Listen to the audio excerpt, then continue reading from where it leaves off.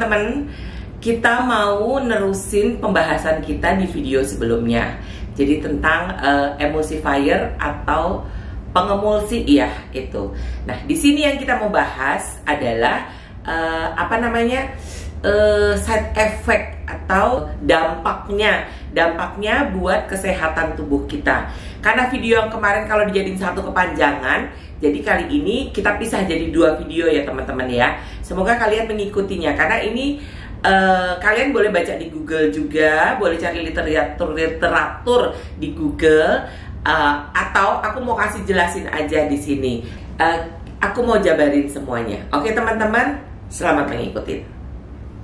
Kalian sudah bisa menyimpulkan kan bahwa SP ini kalau untuk mengembangkan bolu ya, itu hasilnya lebih fluffy, lebih lembut dan juga lebih kokoh.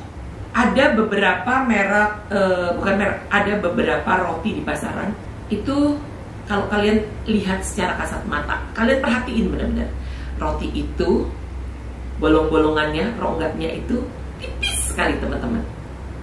Alhasil roti itu saat dimakan lebih lembut, ya kan? Tidak bertekstur, lembut banget, fluffy banget, dan enggak seret di leher. Tapi kalau kita temuin pada kayak roti jadul ya, itu rotinya benar-benar saat kita lihat itu berongga. Dan saat kita gilingnya, nggak usah digiling, dikempesin begini, dipok-pok gini, dia langsung nyatu segaris tipis gitu. Karena apa? Dia tidak pakai pengemulsi, pengembang. Dia hanya menggunakan yeast atau ragi. Itu bedanya. Jadi kalian sudah mulai paham kan apa perbedaan dari pengemulsi dan pengemulsi alami dan tidak menggunakan pengemulsi. Nah, terus anakku tanya nih beberapa hari yang minggu lalu lah, dia tanya gini pagi-pagi, Mah, Mama tahu nggak sih kalau es krim itu ada bahan pengemulsinya atau apa sih? Sama nggak pengemulsi itu dengan emulsifier? Iya, aku tahu. Emang es krim itu ada yang pakai SP, aku bilang gitu. Tapi itu yang aku tahu es krim yang dibuat di rumahan. Sedangkan aku sampai beberapa hari yang lalu itu aku nggak tahu kalau es krim itu ternyata menggunakan bahan pengemulsi. Tapi sebenarnya dari kita rasain aja dia lebih lembut, ya, lebih lembut rasanya. Lebih apa ya, kalau kita bilang tuh apa ya Mbak, enteng ya, lebih enteng rasanya teman-teman. Karena apa? Dia kan ngembang. Bahan SP ini membantu untuk mengembang. Jadi benar-benar istilahnya memasukkan oksigen ke dalam adonan kita. Kayak gitu loh teman-teman. Fungsi dari SP atau pengemulsi itu adalah memasukkan oksigen ke dalam adonan supaya adonan itu ngembangnya lebih bagus, jadinya stabil. Gitu loh teman-teman. Nah, kenapa aku bilang aku tahu es krim rumahan dibuat dari ada yang dibuat dari SP. Tapi itu kan di rumahan ya, homemade ya. SP-nya sudah dikukus.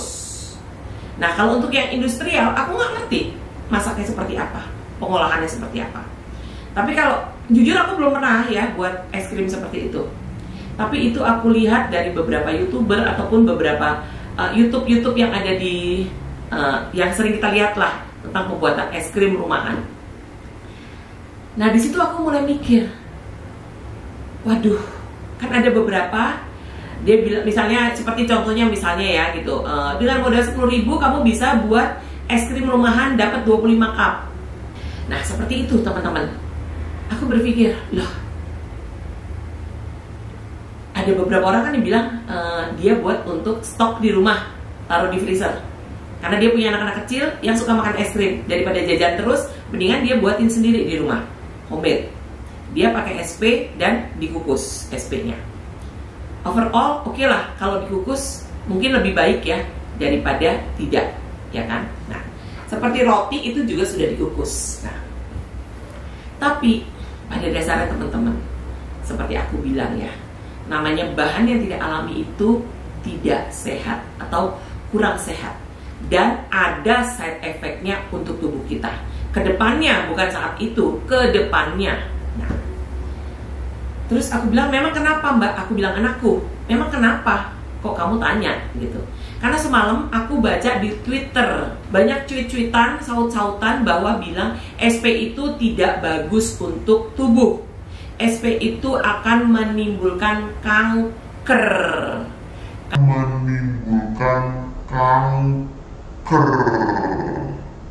Kalau dikonsumsi kontinu terus-terusan dalam jangka waktu panjang.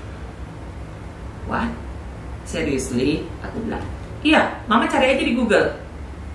Oke. Jadi, ya, terus abis itu anakku tanya lagi, Mah, kalau untuk SP, gimana Mbak? Tadi kamu pertanyaan gimana? Kemarin itu? Kalau di roti, kan SP-nya dimasak. Ya, kalau di roti SP-nya dimasak. Kalau es krim kan pasti dimasak kan? Es krim diolah, iya. Nah, tapi SP-nya tidak dimasak, tapi diolah. Jadi SP-nya itu mateng apa enggak? Nah, pertanyaannya ada dua kan. Kalau di roti atau bolu, SP-nya kan ikut dimasak di adonan tadi. Tapi kalau di es krim itu dimasak apa enggak? Pertanyaannya anakku kan. Yang mungkin bisa aku jawab untuk pembuatan bolu atau roti kue ini ya. Ini kan kalian udah pada tahu kan bahwa diadon dulu ya kan dengan mixer kecepatan tinggi, terus habis itu dicampurin bahan lainnya, habis itu masuk ke oven ya kan. Di oven berarti diolah atau dimasak. Nah, seperti yang aku bilang tadi, kalau aku melihat dari beberapa resep orang atau dari YouTube orang, itu kan SP-nya dikukus. Makanya tadi aku sudah jelaskan pertamanya, dikukus.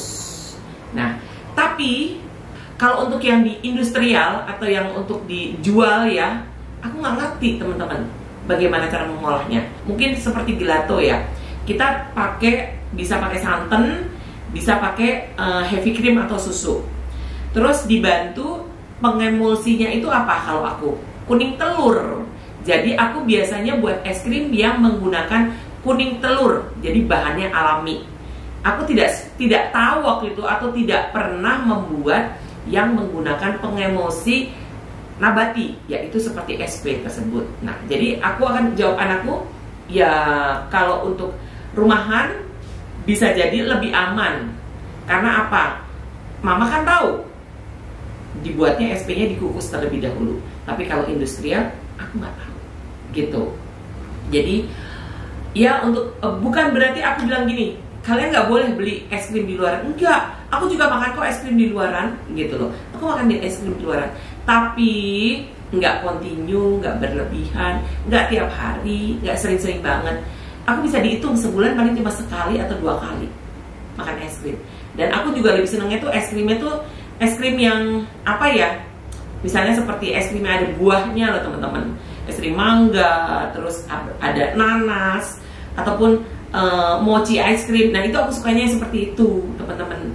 Jadi aku kurang seneng es krim yang buat aku tuh yang rasanya tuh enteng gitu loh. Aku lebih seneng yang ada rasa-rasanya gitu loh teman-teman.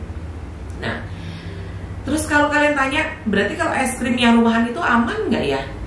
Ya, semoga aja aman ya. Karena apa? SP-nya kan udah dimasak. Nah, jadi kesimpulannya kalau ditanyain aman apa enggak, jawaban aku ya kalian pikir sendiri deh. Bukan aku ngasih PR tuh kalian. Kalau dimakannya continue tiap hari ini ya, kalau misalnya ibu-ibu buat taruh di kulkas 25-30, punya anak 2 ya kan, seminggu habis nih ceritanya. Terus berarti 1 hari konsumsi berapa dia? Bisa 2 ya kan. Setiap hari pasti anak-anak doyan es krim loh ibu-ibu ya kan. Jadinya apa? Gak bagus toh untuk anak kita. Nanti kedepannya kasihan juga untuk anak kita. Jadi mulai berpikir dengan cara bijak. Supaya apa? Berpikir bukan untuk diri kita saat ini, tapi untuk nantinya. Itu sih kalau masukan dari aku ya. Nah, oke. Sekarang buat aku sih kita harus bijak ya mensikapi segala sesuatunya. Karena anakku bilang gitu, aku jadinya penasaran, jujur aku penasaran. Terus aku mulai mikir, coba aku cari di Google. Ada nggak sih side effect-nya atau risiko apa yang disebabkan kalau kita berlebihan menggunakan bahan pengemulsi? Oke. Mulailah aku googling di Google ya. Googling mencari-cari. Akhirnya yang pertama kali muncul adalah awas makanan kaya emulsifier berisiko menyebabkan kanker usus. What? Itu aku dapat kalau nggak salah dari laman apa namanya Mbak? Vimela.com. Dan ternyata dia juga kutip dari laman namanya asiantown.net.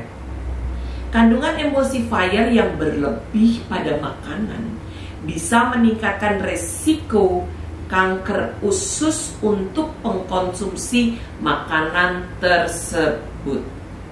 Oke, itu dituliskan di situ. Terus lanjutin lagi. Penelitian menemukan bahwa zat emulsi yang terkandung di dalam emulsifier dan beberapa zat aktif lainnya akan membuat perkembangan serta pertumbuhan sel kanker di usus kita semakin meningkat. Bisa kamu bayangin? Bisa nggak? Aku mulai ngebayangin sel kanker yang tadinya bubuk-bubuk manis di usus kita, ya kan? Terus kita kasih makan, sekali-kali oke, dia bisa bubuk lagi kan? Nggak bertumbuh, nggak berkembang. Tapi saat kita kasih makan, terus kayak tanaman saat kita siram, terus akan mekar. Sama kejadiannya dengan sel kanker yang ada di dalam usus kita, ya kan? Saat kita kasih makan terus dengan bahan-bahan ini, emulsifier ini, alhasil memicu perkembangan di dalam usus kita. Perkembangan kanker itu bertumbuh dan berisiko fatal untuk usus kita. Aku kayak kata-kata itu menohok banget di dalam aku. Karena apa? Di situ aku juga baca penelitian dari Georgia State University menyebutkan jika makanan, aku sambil baca ya, jika makanan yang mengandung emulsifier berlebihan mengandung bakteri jahat yang bisa memicu pertumbuhan dan perkembangan sel kanker di usus. Bakteri tersebut juga dapat memicu tumbuhnya bakteri jahat di usus, sehingga hal ini akan mengganggu sistem pencernaan seseorang. Aku benar-benar kayak cep. Jadi kenapa penting banget aku di sini mau sharing, mau bagiin ke kalian. Mulailah kita bijak memilih makanan yang akan masuk ke dalam tubuh kita. Seperti yang udah aku baca dan aku sudah jabarkan ke kalian tadi ya. Jujur di situ aku kayak, Tuhan itu sayang banget sama kita. Kita udah dikasih warning dulu. Nggak sampai berlarut-larut penyakit itu di dalam tubuh kita. Belum sampai jauh kita dikasih kesempatan untuk bisa memperbaiki lagi kesehatan kita.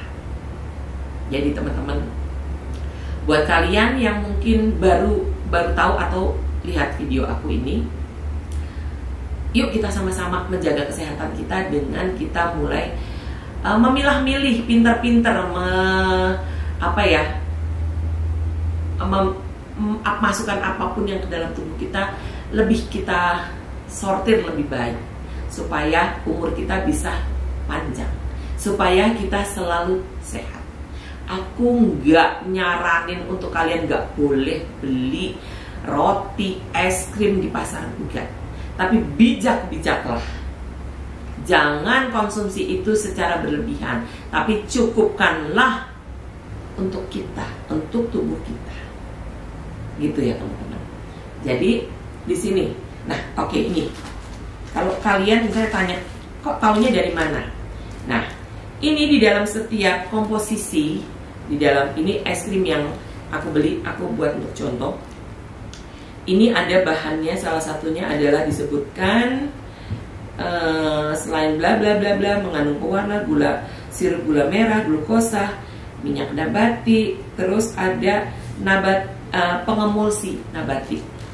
Ini dua merek yang berbeda, semuanya ada pengemulsinya. Seperti itu. Aku kasih contoh aja.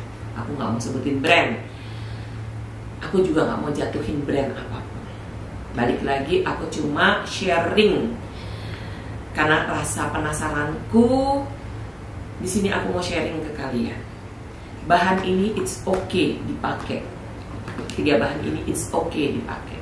Asal penggunaannya tidak kontinu. Nggak dilarang. Kalau dilarang bahan ini nggak akan ada di pasar, ya kan?